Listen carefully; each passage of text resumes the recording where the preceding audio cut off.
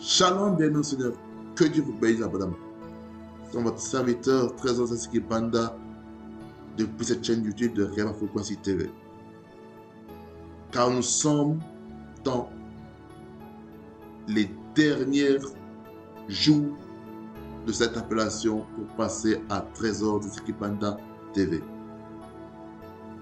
Pour ce faire, c'est la manière pour les nouvelles personnes, c'est de vous abonner, d'activer la cloche de notification pour avoir de nos nouvelles, de liker, de commenter, de partager autour de vous pour que ce message soit puissant dans votre vie.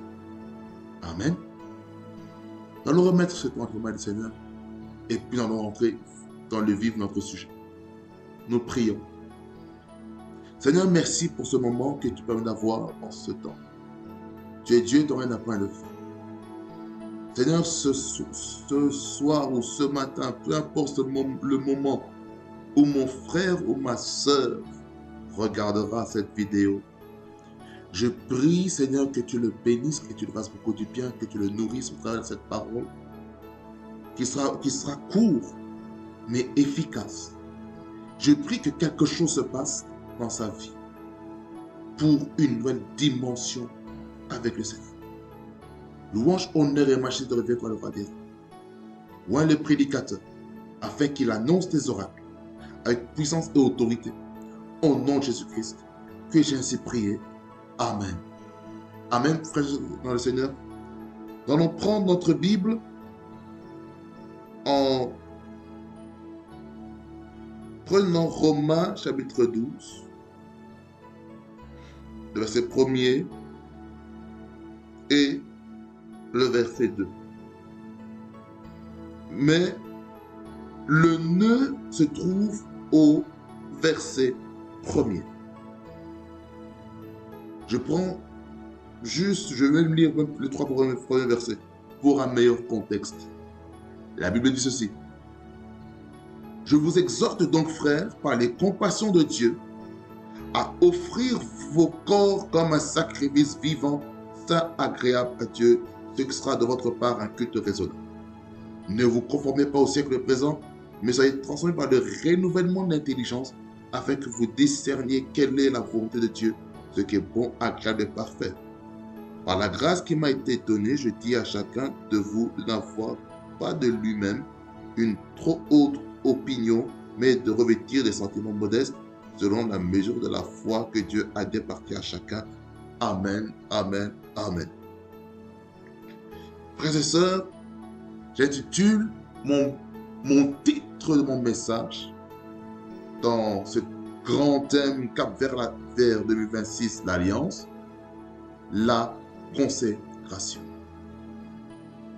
Je vous ai parlé de plusieurs choses durant ce message. Je vous ai parlé dans la sanctification sur Hébreux 12, de rechercher la paix et la sanctification sur laquelle personne ne verra Dieu. Et j'ai pu définir la thématique par rapport au terme alliance et la sanctification.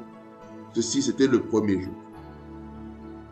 Et puis, nous avons pu parler sur la place de la sanctification dans la vie d'un enfant de Dieu, au travers de plusieurs textes que nous avons pu aborder.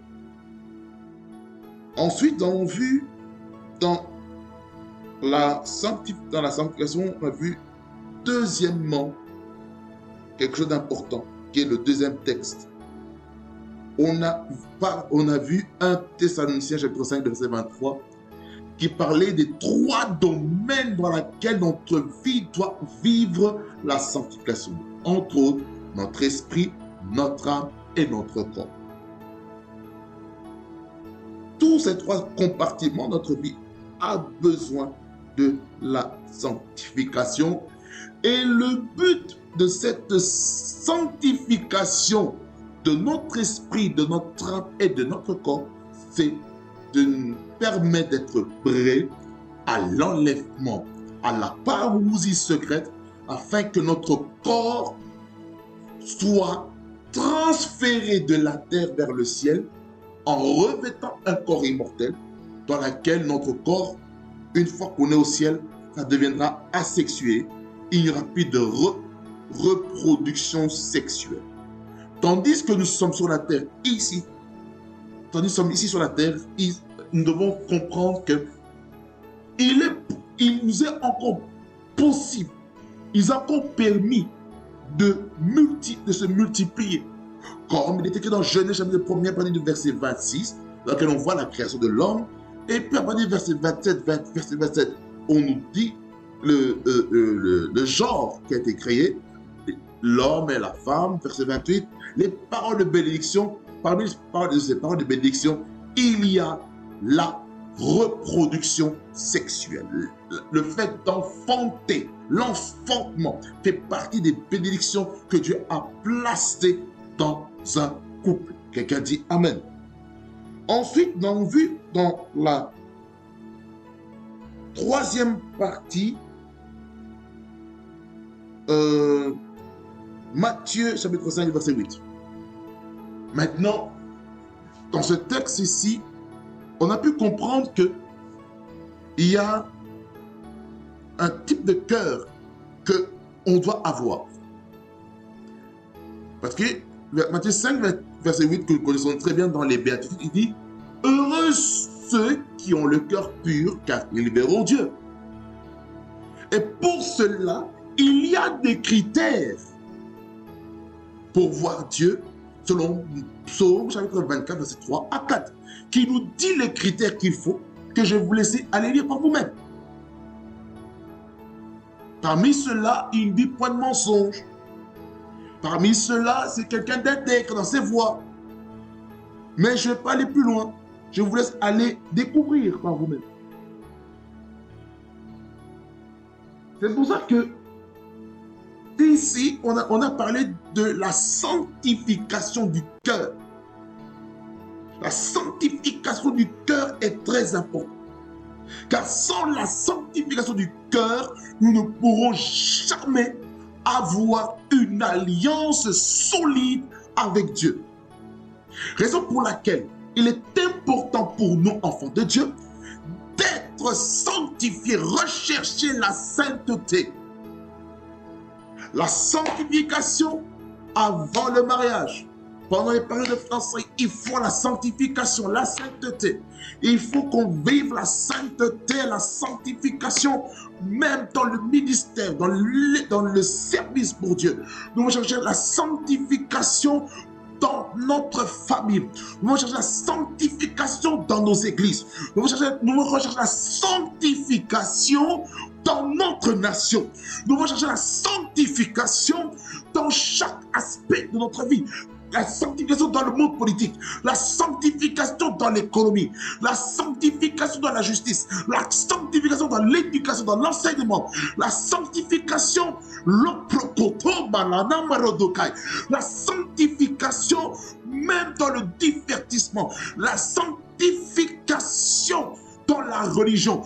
Écoutez-moi bien, il faut que la montagne de la religion puisse vivre un temps de sanctification sans précédent.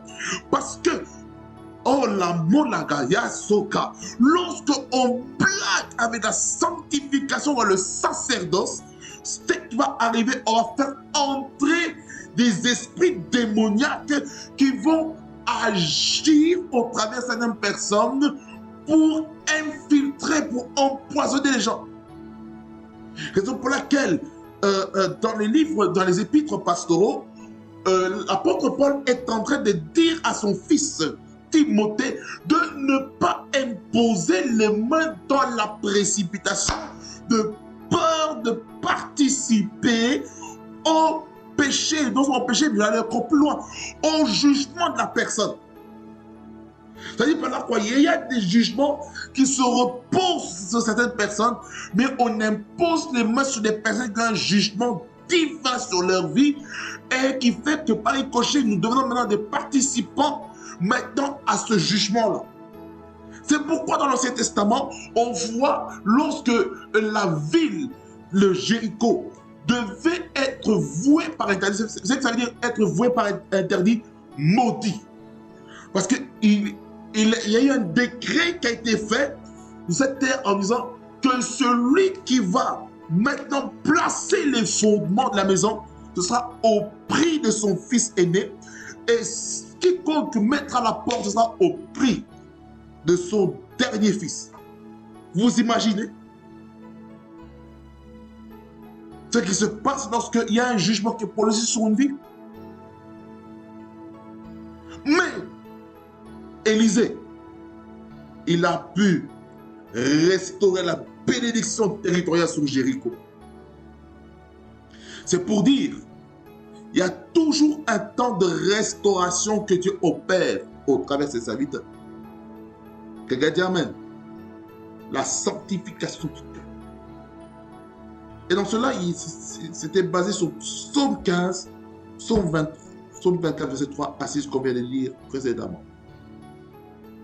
Maintenant, nous sommes dans la consécration. Tout ce que je vais vous dire ici, dans ces 3 à 5 minutes, je vous ai résumé en quelque sorte le premier point qui est le premier point ou le premier axe de notre thème de 2026 qui est la sanctification ou la sainteté. Je vous ai parlé des domaines qu'on va voir plus en profondeur en 2026 sur l'appellation de Trésors d'Aziki Banda TV. Maintenant, qu'est-ce que la consécration? La consécration est, en fait, c'est une manière dynamique, c'est une démarche que un enfant de Dieu, un chrétien né de nouveau et qui s'est converti réellement à Jésus-Christ et qu'il a reçu comme Seigneur et Sauveur, cette personne entreprend une démarche pour se mettre à part pour l'utilité du royaume.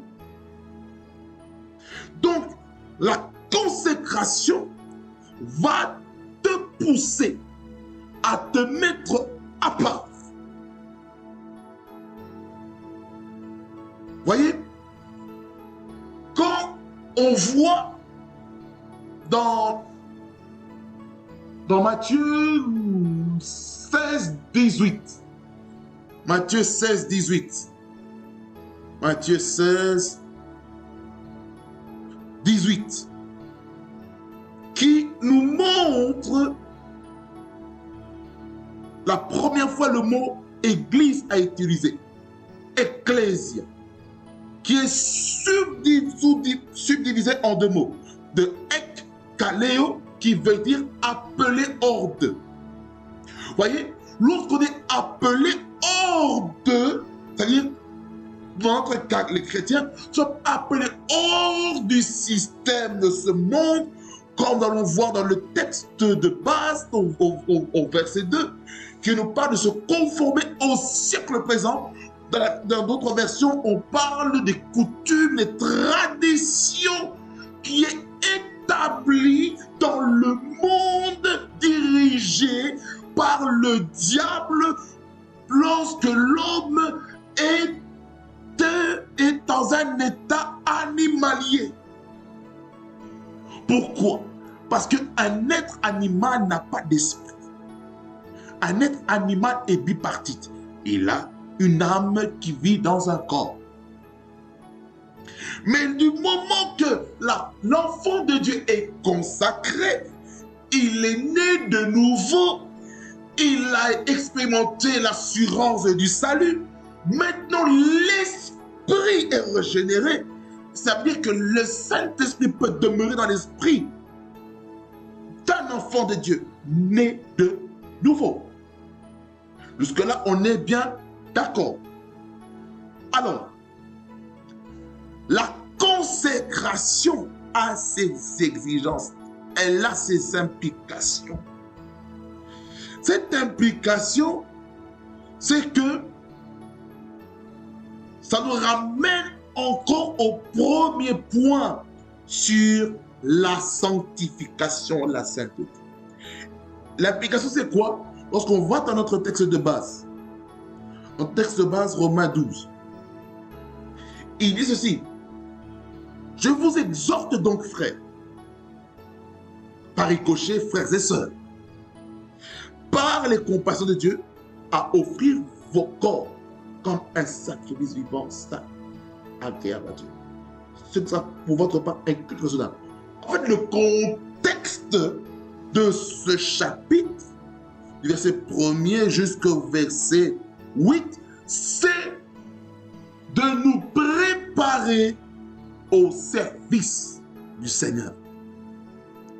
Et ça, la partie service, nous verrons cela dans le 4e point que je vous parlerai plus tard durant le mois. Alors,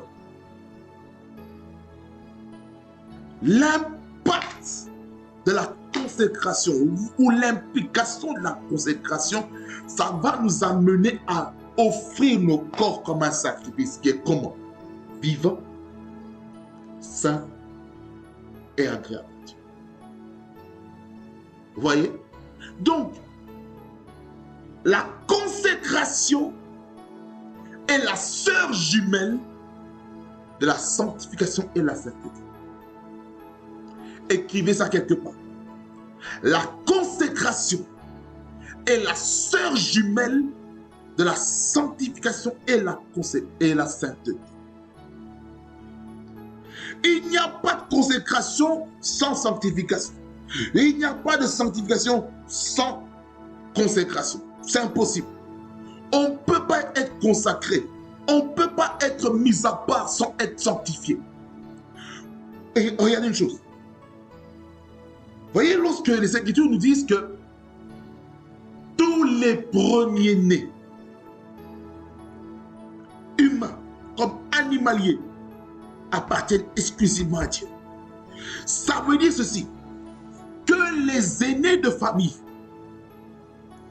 que ce soit, je parle maintenant en tant qu'être humain, les aînés de famille sont consacrés exclusivement à Dieu.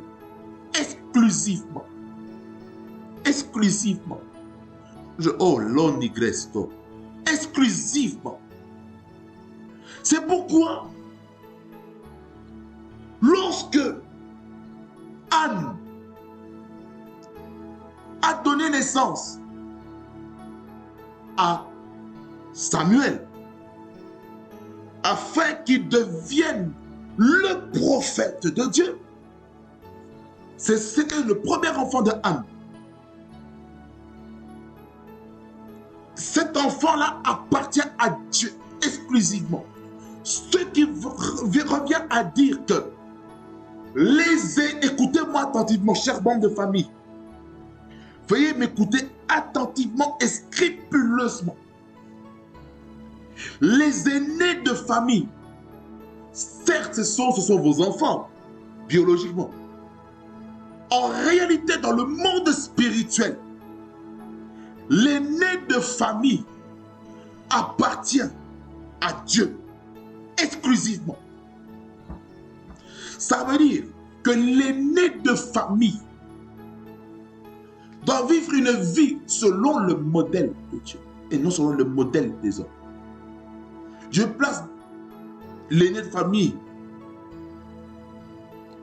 avec ses parents, bien sûr. Les parents sont là pour l'éducation, bien sûr, je suis d'accord. Mais il faut comprendre que l'aîné de famille, certes, il y a des frères et des sœurs, l'aîné de famille est une autorité spirituelle vis-à-vis de ses frères et ses sœurs. Mais l'aîné de famille, devant Dieu, est un leader. C'est une personne dont Dieu aura un parcours particulier qui sera différent des plus jeunes. Écoutez-moi bien, ça n'a rien à voir avec la culture dans laquelle tu viens. Que ce soit européen, africain, asiatique, américain, peu importe qui tu es, peu importe, sachez une chose, un aîné de famille appartient à Dieu exclusivement, que vous le voulez ou pas. Un aîné de famille appartient à Dieu. C'est pourquoi il y a des aînés de famille qui vivent des difficultés extrêmes.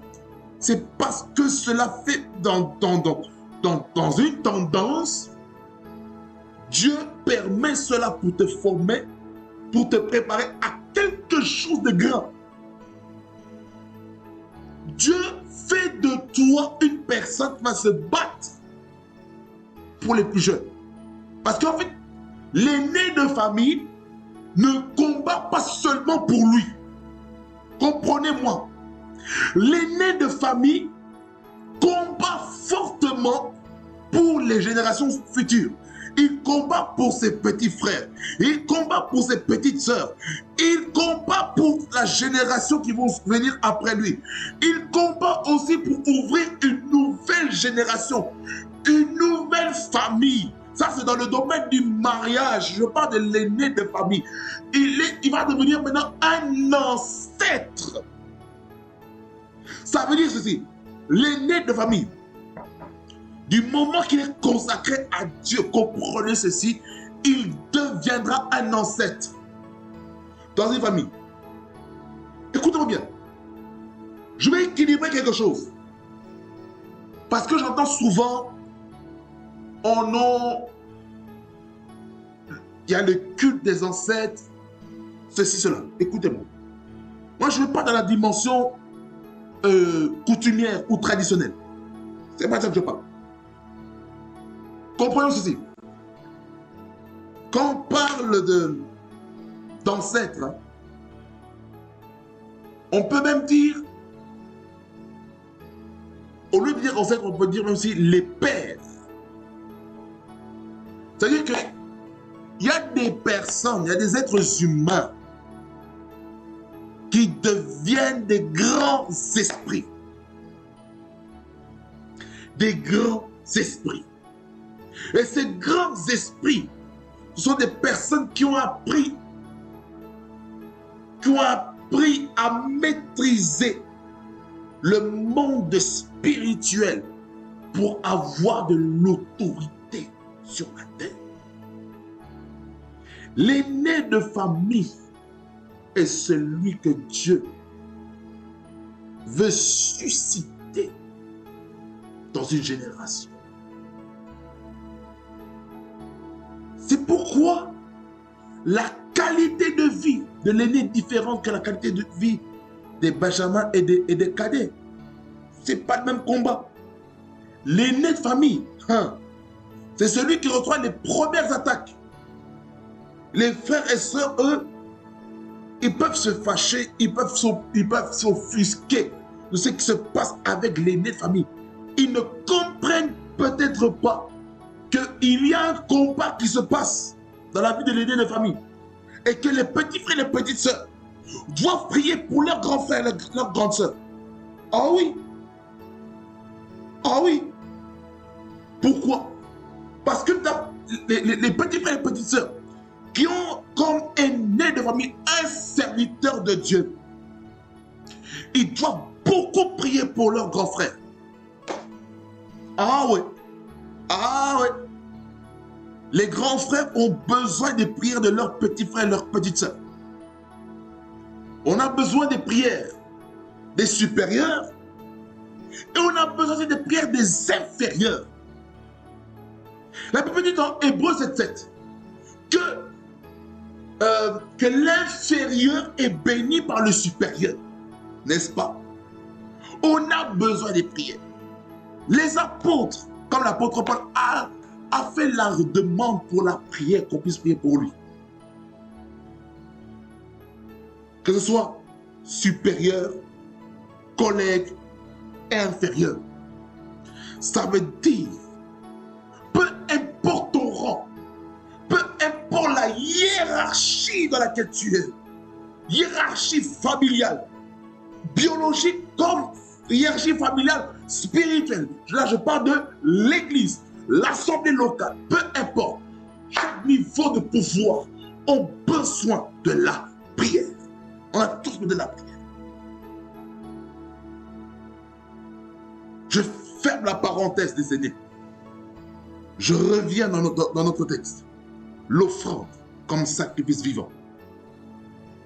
Je vous exhorte donc, frères, par les compassions de Dieu, à offrir vos corps comme un sacrifice. De trois qualités qu'il faut. Il faut que ce soit vivant. Ça veut dire que on doit vivre. On doit être vivant. Notre esprit doit être vivant. Notre âme doit être vivant. Notre corps doit être vivant. Ça, la sainteté, encore une fois, la sanctification. Agréable à Dieu. Le mot agréable ici, qui plaît à Dieu. Ça veut dire quoi? Notre vie, notre corps doit plaire à Dieu. Tout ce qu'on fait avec notre corps, avec notre vie, doit plaire à Dieu. Notre comportement doit plaire à Dieu. Quelqu'un dit Amen. Ce qui sera de votre part un culte raisonnable. En d'autres termes, je vais quand même toucher là maintenant. En d'autres termes, le fait de consacrer son corps comme un sacrifice vivant, agréable à Dieu, fait en sorte que nous devenons un culte. Nous faisons culte. Écoutez-moi bien. Le culte ne commence pas premièrement à l'église. Bizarrement parlant. Selon le texte ici, pour avoir un culte raisonnable, ou un culte intelligent, ou un culte logique selon les traductions, c'est nous faire comprendre que la consécration doit nous amener à être réfléchis dans notre ministère. Ce qui veut dire par là, on ne sert pas Dieu n'importe comment. Tu ne peux pas servir Dieu sans, premièrement, te sanctifier et sans la consécration. C'est impossible. On ne peut pas prêcher la parole de Dieu sans consécration. C'est impossible. On ne peut pas louer, adorer le Seigneur en tant que choriste, en tant que louangiste ou pianiste dans une équipe de louange ou dans une chorale sans la sanctification et la consécration. Il est impossible d'être un intercesseur puissant sans la consécration. Tu ne peux pas évangéliser la parole, que ce soit en présentiel comme en ligne, sans la consécration. La consécration, elle est capitale. Aucun enfant de Dieu ne peut réussir dans la vie sans la consécration. La consécration ici, je parle, c'est vraiment par rapport au service. Mais je ne parle pas encore du service, mais je donne un peu un sneak peek pour dire quoi? Que nous devons nous offrir comme un sacrifice vivant. On doit s'offrir. Ça veut dire par là quoi? Ça veut dire que notre corps doit être mis à part pour l'utilité de Dieu. Quelqu'un dit Amen.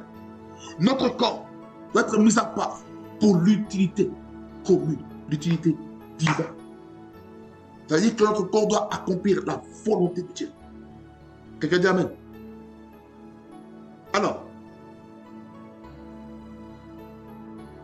la deuxième implication de cette consécration, la première, je vais parler de l'offrande de son corps.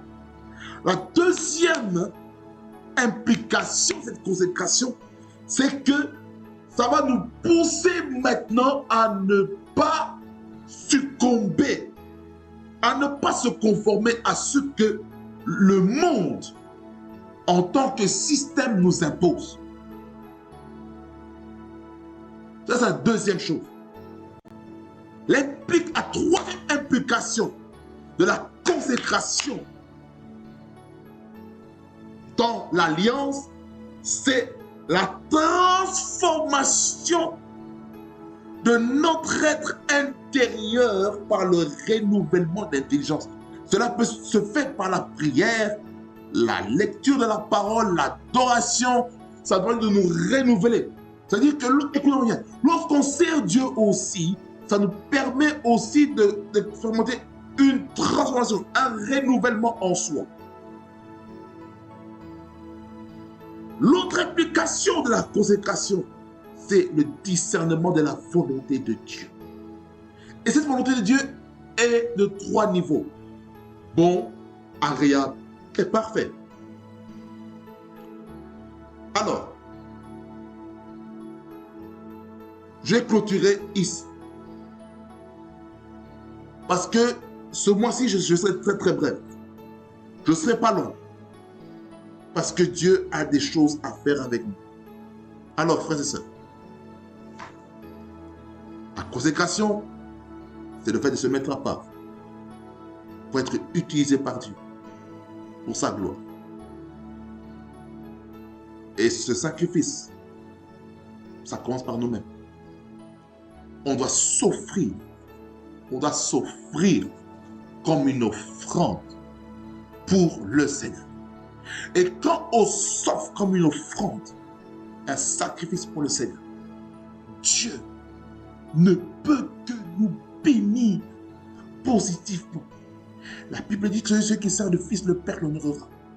Raison pour laquelle, les frères et sœurs, à chaque fois que vous vous consacrez véritablement pour le Seigneur, Dieu va vous faire beaucoup de bien.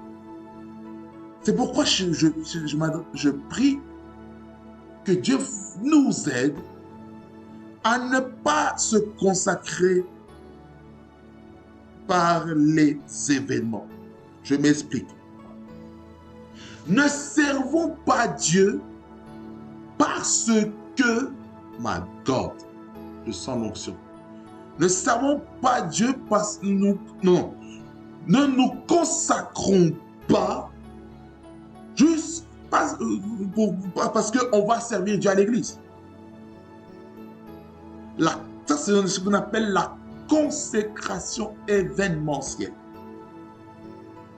Or, Dieu ne veut pas une consécration événementielle, mais il veut une consécration authentique, permanente, stable, fixe.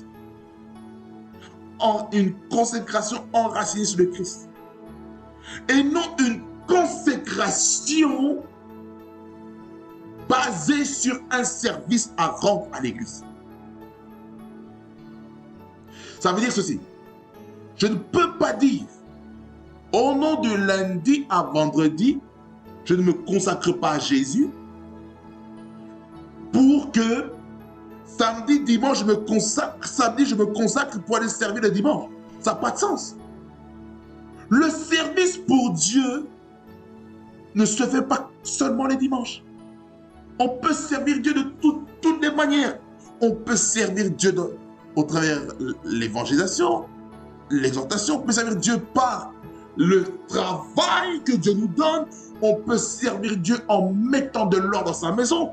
On peut servir Dieu en aidant son père ou sa mère. On peut servir Dieu en faisant du bien pour les plus faibles, les plus démunis. On peut servir Dieu en aidant les serviteurs de Dieu, en leur rendant un service peut-être dans leur maison. Certaines personnes vont croire, oh non, on a lavé le cerveau des fidèles pour qu'ils puissent aller laver la maison du pasteur. Ah! Il y a un principe, hein, il y a beaucoup de principes dans la Bible, mais ceci n'est pas notre sujet. Amen. Et n'oubliez pas les implications de la consécration. Amen. Que Dieu vous bénisse, vous fasse beaucoup du bien. Seigneur Jésus-Christ, merci pour ta parole qui est la vérité, qui est esprit et vie. Cette parole qui nous fait comprendre la place de la consécration pour vivre une alliance solide avec toi. Merci Seigneur Jésus-Christ parce que nous voulons nous consacrer à toi. De tout notre cœur, toute notre âme, toute notre voix, toute notre pensée. Au nom de Jésus. Louange, honneur, majesté, te revient toi le roi des rois. Au nom de Jésus-Christ que j'ai ainsi prié. Amen. Amen. Que Dieu vous bénisse abondamment. Fasse beaucoup de bien. Et on se voit au prochain numéro pour parler maintenant du troisième point qui sont les sacrifices et les offrandes. On a déjà commencé à toucher le point sur les sacrifices et les offrandes. Là, je n'ai pas dit sacrifice du corps. Maintenant, on va aller même dans les domaines des finances. Soyez bénis au nom de Jésus-Christ et nous sommes ensemble en Jésus-Christ.